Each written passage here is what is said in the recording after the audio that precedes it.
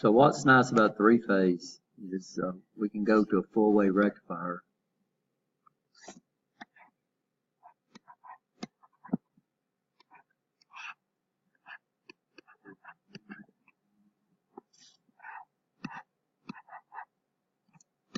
Okay, guys, y'all look up here a second.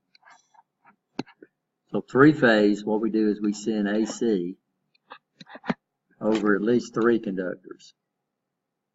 So we use adding if I'm going to send AC, I got to use 2 conductors anyway, right? Three-phase, all we have to do is add a 3rd conductor. And then what we do is we transmit the voltage. The voltage is generated 120 electrical degrees out of phase. So if this one looks like this, are y'all paying attention? Then this one right here would start right here. Sorry. And then the next one would start right here.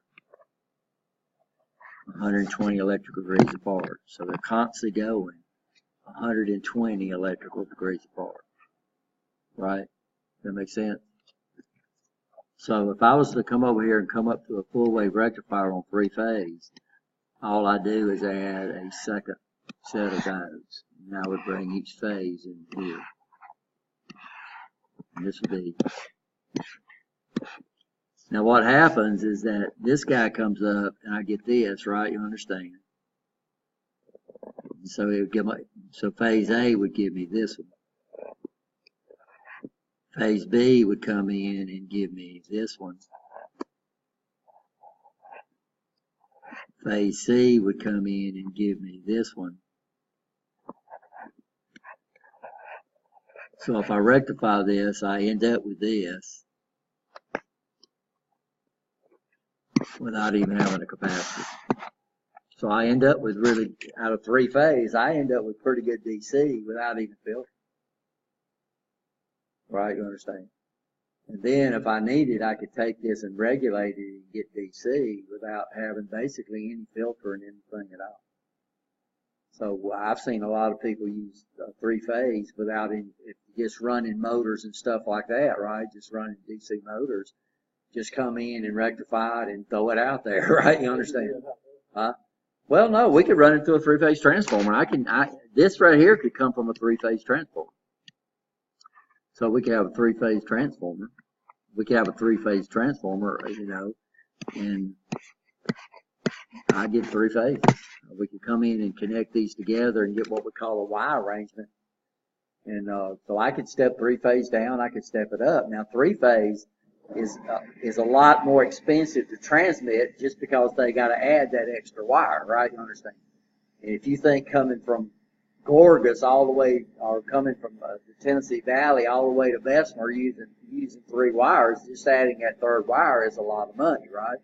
Just adding those 2 more coils on a 3-phase transformer is a lot of money. But it's so much more efficient. So anybody that's going to use a lot of power is probably going to use 3-phase because it's more efficient.